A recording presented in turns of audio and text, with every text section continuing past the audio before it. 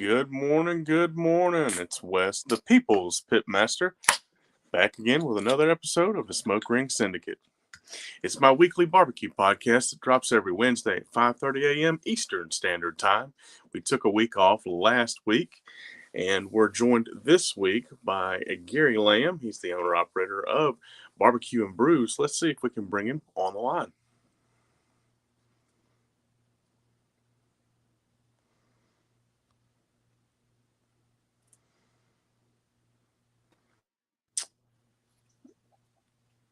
Welcome, Gary Lamb.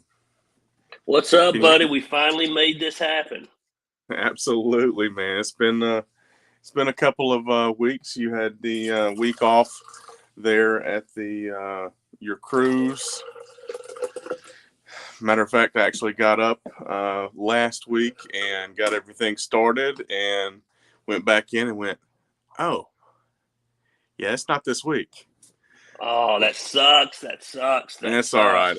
My day was more productive that day because I got up a little bit earlier. So, well, it was funny. I was thinking we kept postponing it too because I was putting my podcast studio together, and then I tore the whole studio down last night before you messaged me because I'm moving to new offices, and then I got the message from you. So we're old school today: AirPods and a laptop. So Mac Pro. Well, so I'm kind of in the same boat myself, as I had intended to come in and paint in here.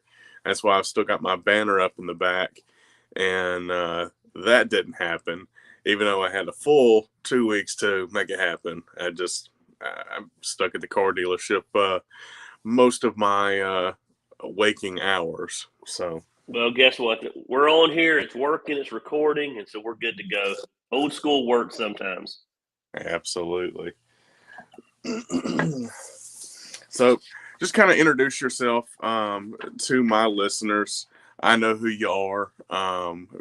You've kind of a starter of things in all regards.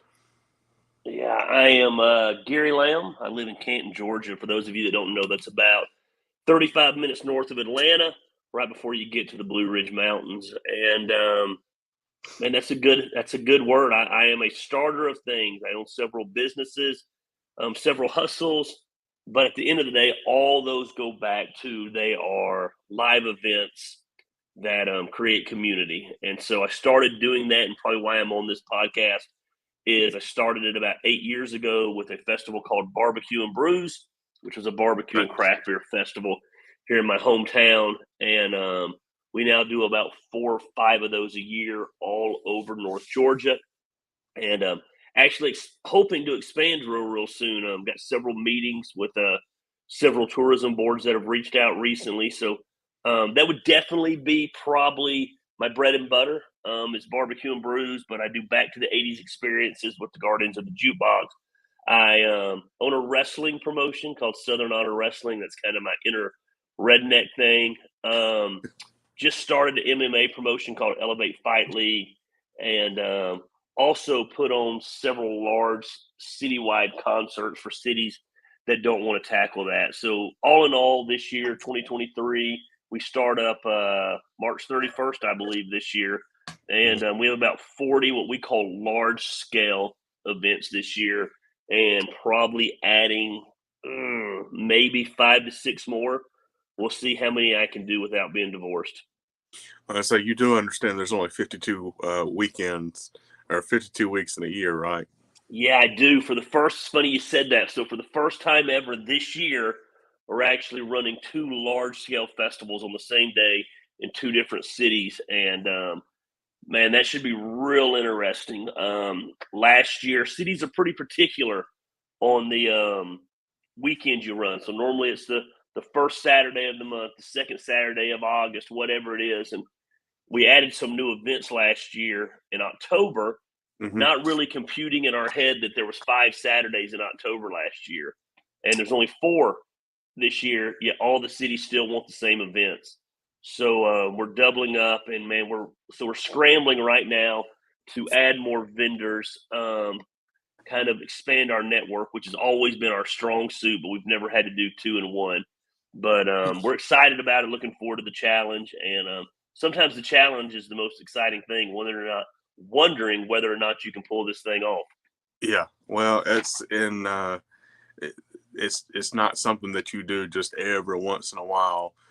That's kind of a week in, week out thing for you, and it's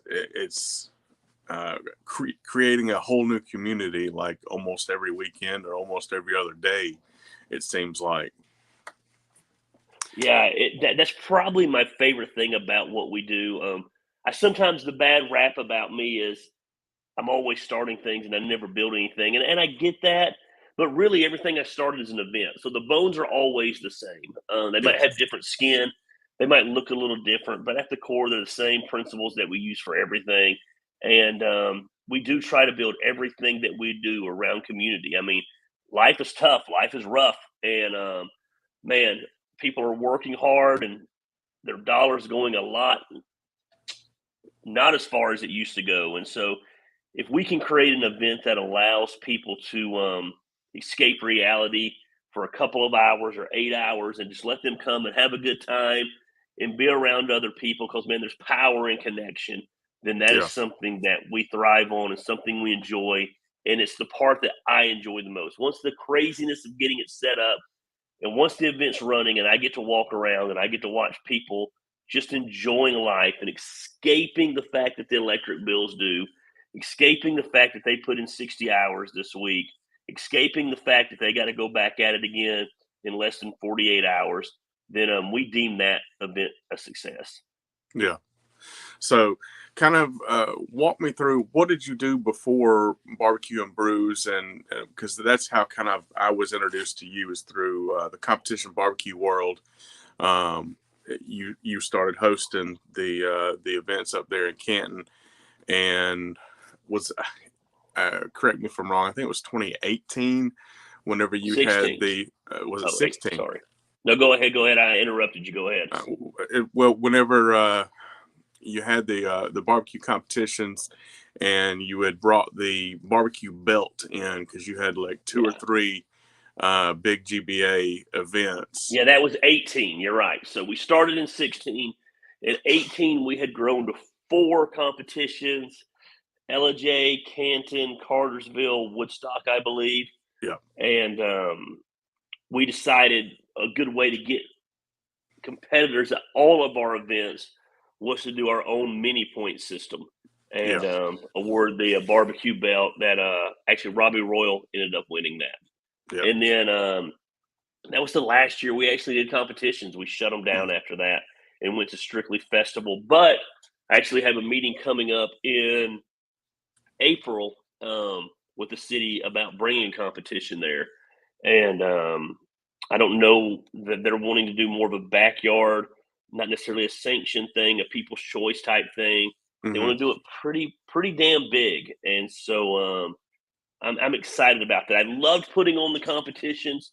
I just never could master the art of making them relevant to anybody but those that were actually competing.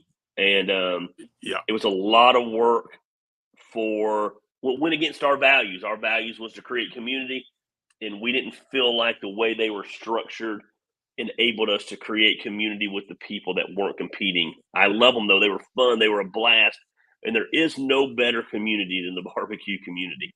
yeah. So what I was getting from before with the I kind of got sidetracked there with the barbecue belt because I wanted to make sure that was in part of there as well, and I will circle back to that.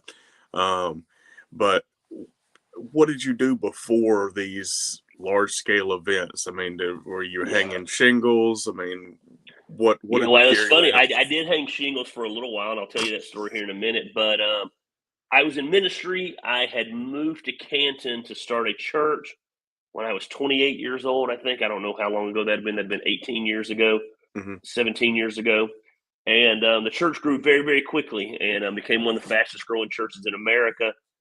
And by the time I was 33, and 5 years in, we were named the 16th fastest growing church in America. Wow. And I like to say that my talent exceeded my character. And so kind of imploded. I lost the church. I started a roofing company actually after that. I went to work for a guy. He was pretty crooked. Um, I wasn't down with that, especially after what I had just been through. I was trying to rebuild my reputation, but I thought if this guy could do it, anybody could do it. And I did roofing for about a year, made tons of money. And one day, my wife and I were walking around north of us in Jasper. We have a thing called a Jeep Fest, Yeah. and I think it's the second largest Jeep Fest in America. And we went up there, and I was walking around, and at that time, I was really into barbecue. I was really into smoking stuff in my backyard. That kind of saved my life, to be honest with you. When I lost everything, um, I wasn't sleeping much.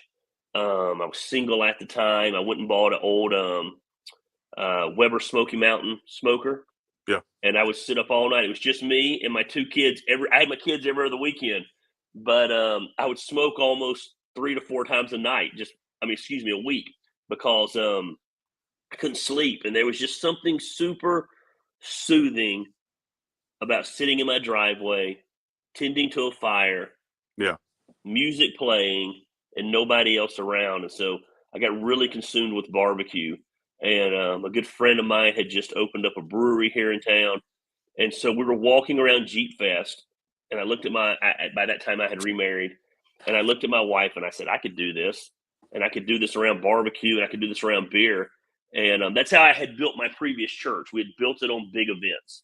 And Mhm. we met in a movie theater. Every Sunday morning was a 53-foot tractor trailer, 2 U-Haul trucks full of equipment, a team of about 30 people setting up this movie theater, tearing down the movie theater. We actually bought the rock band U2's old sound equipment. So, I mean, it was a professional setup. And so I had done events basically, if you wanted to take away the Jesus aspect of it, I did an event every Sunday that drew thousands of people. And I Yeah. knew that I could do an event. And so I had the idea, and in about 4 months, we did the first barbecue and brews, which I still say to this day, 8 years later, whatever it is, was still the biggest festival we'd ever done. We literally shut down our downtown. Um, it was insanity, and it was the perfect time to do something like that. Other cities started noticing, and they brought us in. And there's no time like the first time. It was incredible, and I joke that I'm like a junkie. I've been trying to catch the high of the first time ever since, and that's why I just keep doing stuff. But so Yeah. I had done ministry forever, did roofing for a little while, owned a roofing company for a little while, and then once I did the first barbecue and brews, at the first barbecue and brews, there was a person there from tourism for J, Mhm. and they asked me to come to J. And about a week later, Cartersville called me, and so I knew I was onto something. I knew the money that could be made in it. I found out since then the money that can be lost in it, and and so I've been doing events ever since, and that's just kind of what I do. My wife calls me the redneck PT Barnum. Yeah. Uh, like the circus, P.T. Barnum. Right? Yeah. Awesome. So you basically saw somebody else doing it and thought, I can do that. I can do it better, and Yeah. just kind of hit the ground running. What's one thing you wish you knew before you started a barbecue festival? Uh Before I started competitions, I wish I would have known more research into how the sanctioning boards don't necessarily give two rips about the festival. They're Hmm. separate events, and that's not even crapping on them. They're just separate events. I Yeah. thought I could create this cool festival where I had barbecue vendors, people were competing, vendors were barbecue related, everyone was walking through together. But the way the competitions are structured, they just don't work like that. By the time you start your festival on Saturday, the competition's done. Yeah. Um, and so it was really a kind of a useless thing. Um, I think I wish I would have known a little bit better how to work with cities. Mm. I can be a bull in a china shop, and so I burned a lot of bridges in the early days. Let me take my watch off because my watch thinks I'm talking to it. Especially in my hometown, I don't even host a festival in my hometown anymore because I probably didn't handle. They did some stupid shit, and I didn't handle it right. When at 46, I think I would have handled it a little bit different and probably tried to mend that bridge or come to a compromise. And but it's funny. Every time I've lost an event, I've picked up 3 events, Hmm. And so it just always seems to work out. Yeah.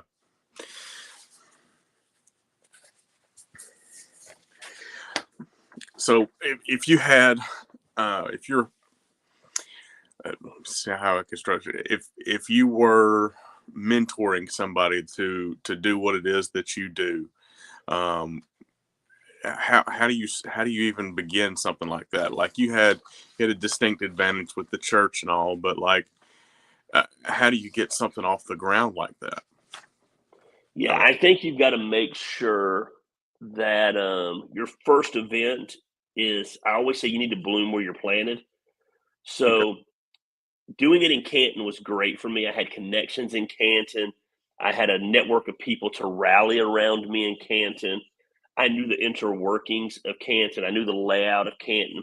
I knew what the city had and what the city didn't have. I knew what the city needed. It needed a festival at that time. Now it's got 5,000 festivals, but at that time it had none.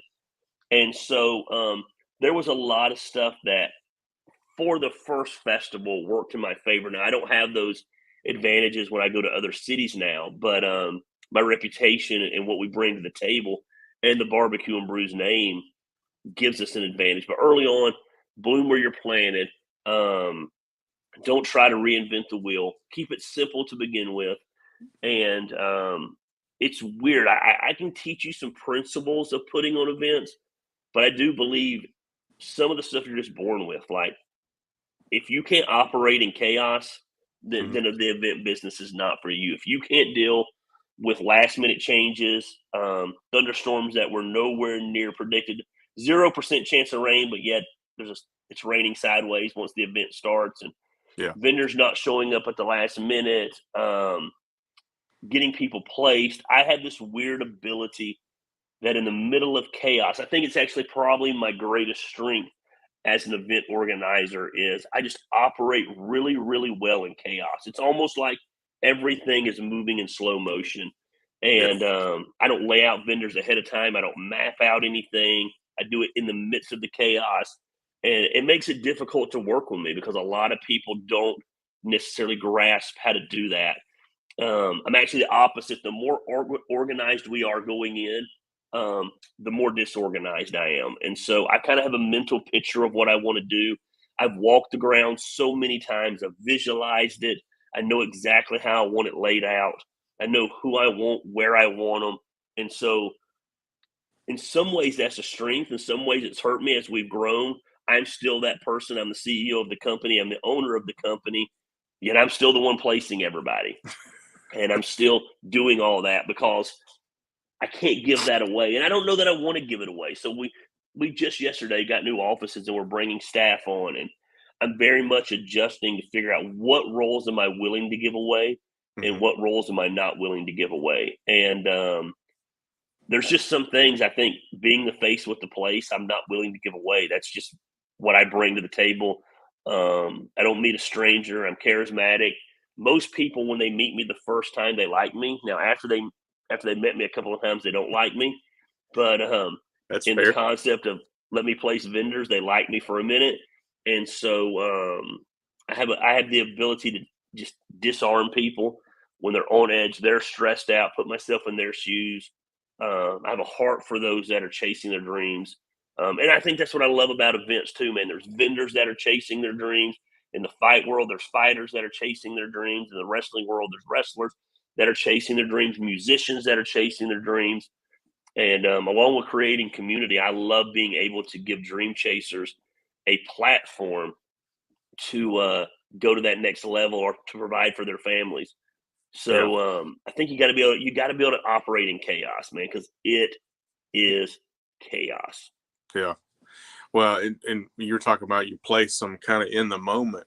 Like, uh, I did an event. I won't name the event, but they gave us our spot. We went to our spot, and it was not even like we should have been on the other side just because of the way we they had us pulling in. Everything was set up. It would have been so much better if we'd have known because we would have come in a different entrance, and you've got to turn everything around, and you've got to, like, you're used to setting up this particular way, or your spot is 4 feet too short, And this spot across the way would have been way better for them. So in a way, I see that as definitely as a strength. It would make Well, the other thing is when we were the first event we ever did, we assigned vendors, and here's the problem: vendor number 2 shows up on time, vendor number 4 shows up on time, or they show up early. Now vendor number 3 shows up on time, or they show up later in the time window, and they can't access their space because 2 and 4 is already in there, and it was just chaos. Or a vendor doesn't show up altogether, which happens all the time. Now you've got these blank spots all over your festival area, and we just place them as they come. And you just nailed it too. A guy shows up, and I see their windows on this side of the serving truck. I know they need to be on that side, and I have that ability to say, man, okay, 3 jewelry people are here. I already have one over on this side. I want to put the other one over there. I want my team sometimes like, how do you remember that? And I don't know. I look at them and say, how do you not remember that? I mean, like, I don't know. It's just, I think there's some things you're born with. I'm not an organized person. I'm not a structured person. But in the midst of chaos, my wife likes to say if I was a doctor, I'd be a trauma surgeon. She always says, yeah, it won't be pretty, but you'll live. And she said, man, you're the trauma surgeon. When everything's going to hell, you're going to make sure they live and they're going to get out. They're going to have a scar for the rest of their life, but they're going to be breathing and they're going to be living. And so they're going to be happy. yeah, And I just think you got to work with your strengths. And, so it works well for me. This will be a big challenge for us this year. We've got cities like Macon looking at us, Augusta looking at us, and we don't have network. Well, I say we don't have networks. I mean, I have online networks. I mean, we've grown our brand pretty good, and we know people all over now. But yeah, it's not going to be like Cartersville. It's not going to be like Canton. It's not going to be like where my tribe can jump in the car and drive 20 minutes. And that's always been a huge thing for me. I've always been able to have big first events. I'm a big believer in having a big first event because then you get the traction to be able to do that. And I've always been able to tie into my tribe on those first events to make sure the crowd was good, the event was good. And as we venture farther from our home base, it's a natural progression. But it'll be interesting to do. And but I think barbecue is just, man, it's just America. And yeah, so it's unlimited, the potential in it. I probably have done a disservice to barbecue and brews by being involved in other stuff. Had I only focused on barbecue and brews over the last 8 years, um, I'd probably have a lot more money in my pocket. We'd have a lot bigger niche following, and we'd have probably built something pretty. I think we built something really good, but I think we'd have built something really great. But I'm just not wired that way. I can't turncoat and do everything, turnkey and everything, the same thing over and over. I get bored. But yeah, barbecue and brews will always be my first love when it comes to events because she was the one that got me started. yeah. It's almost like an itch you have to scratch, and in that regard, you're talking about whether or not you have the community to pull off. I mean, Macon is close to a lot of the guys that are in the GBA and all that. So I It think is. you got a little more pull in with that than you Yeah, think. Macon is. I'm a little less worried about Macon. I've got connections down there. Macon's interesting. They want us to bring a festival. They want us to bring wrestling on Friday, a festival on Saturday, and fights on Saturday night. And I don't know that we can do all that, but I think we can take those 3 things and spread them out over. And so lots of doors there. Augusta, that's a whole nother animal. But even then, you'd be amazed how many people now follow our stuff from other cities. And so I think we'll be able to. I have to focus a lot being in those areas and building up volunteers and building up core. And I always say you find a point person in those towns. There's always that person in those towns that's involved in that community, whether it's the Hmm. barbecue community or whatever, and they know everyone. And so you got to win those people over, the person of influence. And that's always one of my first steps is try to find those people and allow them to tap into their network, even if they don't realize they have a network, they do. Yeah. So I wanted to kind of circle back on just for a second on the 2018 barbecue belt. Yeah. Was that a prequel to your wrestling endeavor, or What made you? I wasn't even thinking wrestling then. I was just thinking, but I grew up watching wrestling, and I have a son, and he was consumed with wrestling at the time, and I think he was sitting there watching TV one night, and we were talking about making this trophy for the BBQ and Brews Championship, and every idea that was getting sent to me, I had seen done before. And I was like, I've seen that. I've seen that. I've seen something close to that, man. Like, what is something that these people are going to get excited about? And I mean, at the end of the day, for the most part, barbecue is male driven. There's exceptions to the rules, which means it's fueled by testosterone, which means we love fighting. Even if they're not into it now and they grew up in the South, they watched wrestling as a kid. Mm-hmm. And I said, why don't we make a championship belt? And I didn't know anything. I didn't own a wrestling promotion then. I didn't own a fight league. I didn't know you could get online and order championship belts. And so I reached out to Dale Wilson, who made all our trophies, and I asked him, I said, man, do you think we can make a belt? And he said, yeah, I think I can do that. That'd be awesome. So he made that one. If I had it to do now, I'd order it, and it'd probably look a whole lot better. No offense to what Dale made, but that one was cool, and there was nothing like it, and it was the first, and no one had ever done that. And when we held that up the first time, when I tell you the barbecue competitors and the pitmasters went crazy. Like, people changed their vacations to make sure they could be at every event because they all wanted a shot of it. And it came down to the last event in Canton. Yeah. And I think it was down to Robbie, Matt Sapp, and I can't remember who else. And man, it was a battle to the end, and Robbie pulled it out and won it. And it's funny, he's told me before, it's one of the trophies, it's one of the awards he's the most proud of because it was a fun thing that we did, and we played it up and we hyped it up. And I definitely would like to do that again one day. I've got to get to the point financially that I can just do events for fun and Mm-hmm. not worry about if they make money. But I would definitely, there's just nothing like a barbecue competition. And you add that redneck flair to it, that promoter flair to it. Man, you can take them a whole nother level, and they're amazing. Yeah. So I know what you don't like about the competition barbecue scene being part of your events. Do you see a path to do more competition like driven events, or is it just not something that just works? I think there have to be a lot of changes to it. I know that there's some stuff coming out. I know Randall Bowman's working on with some stuff that would be more fan friendly. Um, I have a lot of ideas on my board that I Mm-hmm. think could make it more fan friendly.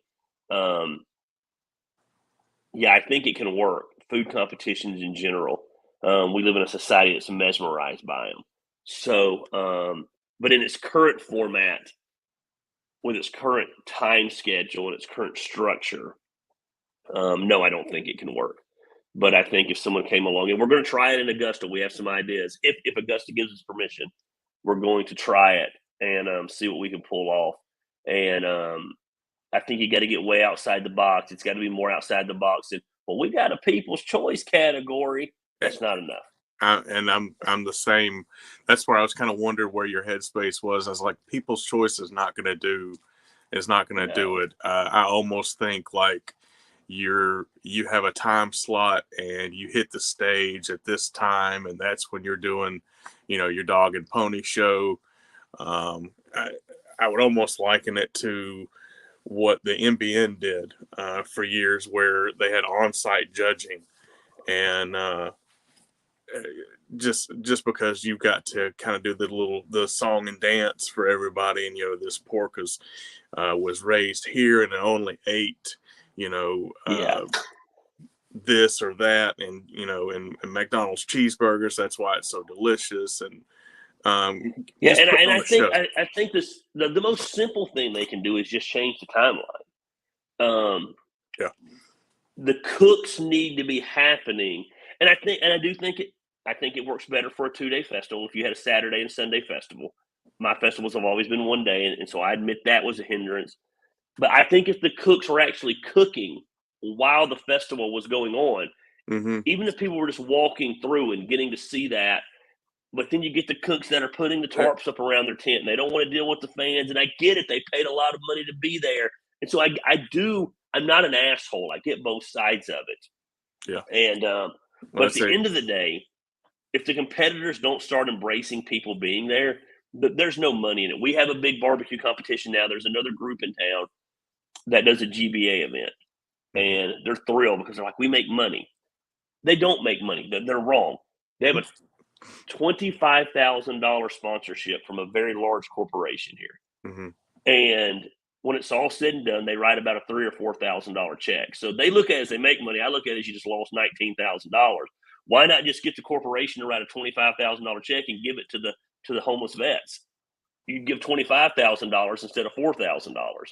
Yeah. And so it doesn't make a lot of sense to me that the way they do it. And so there's just got to be ways around it that it'll get better. And but man, I tell you, being in ministry and dealing with traditional church and traditional churchgoers prepared me a lot for the barbecue world because man, there's just guys that are just dogmatic that this is the way it's always been and it cannot change and it won't change. Yeah. And so it is what it is. And you've got to get the competitors to where they care Yeah. about the fans. So someone like you does, you're building a brand. A lot of these guys don't care. They just want to come cook their meat, have no interaction with people. Really, and this sounds bad, the pitmaster needs to build a team around him where the all he's doing is glad handing the whole time. He's shaking hands and kissing babies, and he's telling people what he's doing.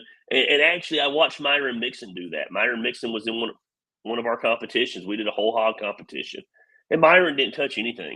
Yeah. But every time someone came up to the tent, boy, Myron shook their hand. Myron was talking to them. Myron was telling them what was going on. Obviously, he had the biggest line because he was Myron Mixon, but he grew to be Myron Mixon because he did those things. Mm-hmm. And so that's huge. You know what I mean? And Yeah. Well, I mean, and that was always my thing was like, I go to the event as either a judge or a cook, and like I enjoy it because I have a purpose to be there. But like, right. look at it from from somebody on the street, like, what's the purpose? Because everybody's holed up in their damn trailers, Well, and and then they're mad because they can't eat the barbecue. They want to yeah, try it. And I get why they can't.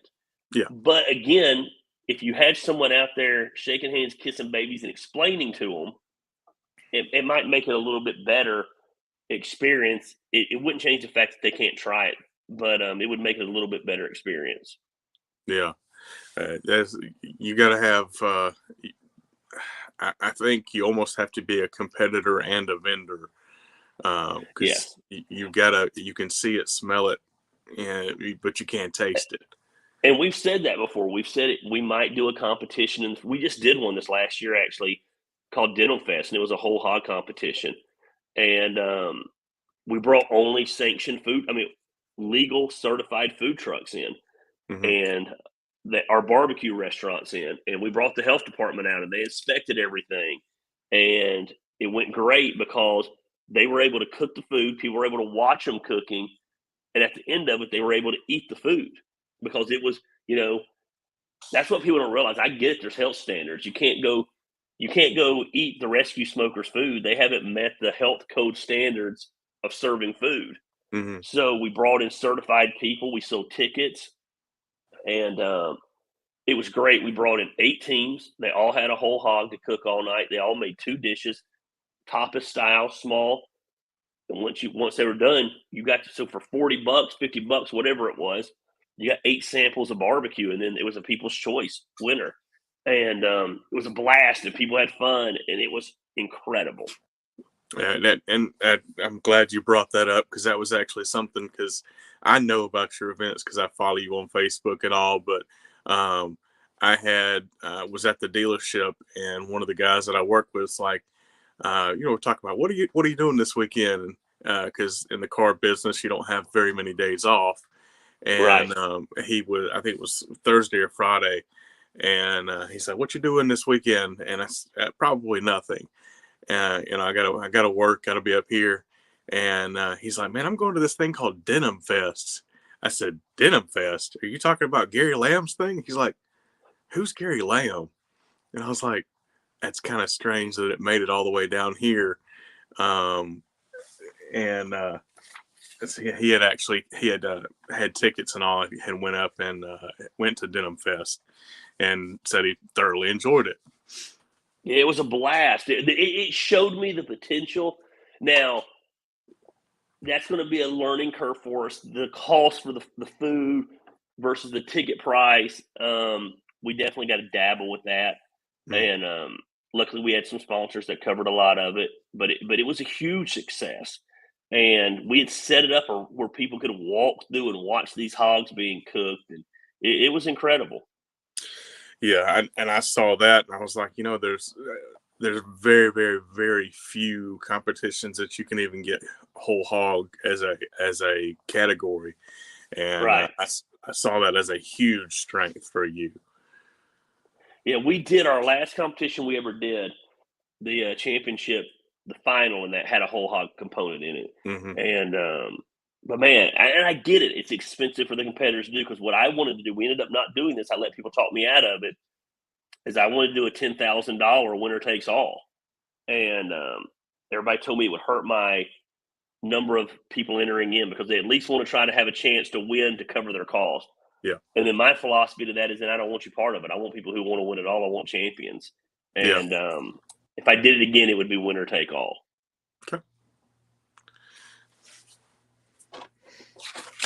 So your events are kind of always evolving, and where do you see? Because I know you kind of recent yesterday or day before you just started or you just moved into some offices. Is that are you going structured? I think we're just going to bring some team around us that we can focus on things more.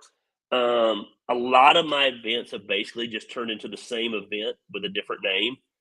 And I want to get a little more specialized. I want to get barbecue and brews back to it's a barbecue festival. Mm-hmm. And a lot of the vendors there are barbecue focused and the food is barbecue related or at least cooked over wood. And I think we kind of slowly have drifted away from that. And we hit a year where a few years ago, it just seemed like everybody who started with us as a food vendor Mm-hmm. suddenly were opening up restaurants and weren't vending anymore. And we were scrambling and we just started taking everybody. And so I want to get that ship righted. I want our festivals to be more. If you go to a taco festival, I want it to feel like a taco festival. If you come to a barbecue festival, I want it to feel like a barbecue festival. If you come to just a regular festival and there's everything there, great. I want to do some of those too. But I think bringing a staff around me is going to allow me to be a little more focused, a little more intentional on the themes of our events and making sure that we are maximizing the potential of what those unique niches could be. Okay, awesome. Well, man, that's about all I got for you. Um, Thank you for hanging out with me here a little bit, and we'll Loved see it. if all 16 of the people that listen to my podcast enjoyed it. Might be 17 this week. We're growing real fast, but Love it, man. I'm proud of what you're doing, and it was fun. man, I appreciate it, and hopefully I'll see you this year. In Have a good one, buddy. Talk to you later. see you, buddy. Thank you.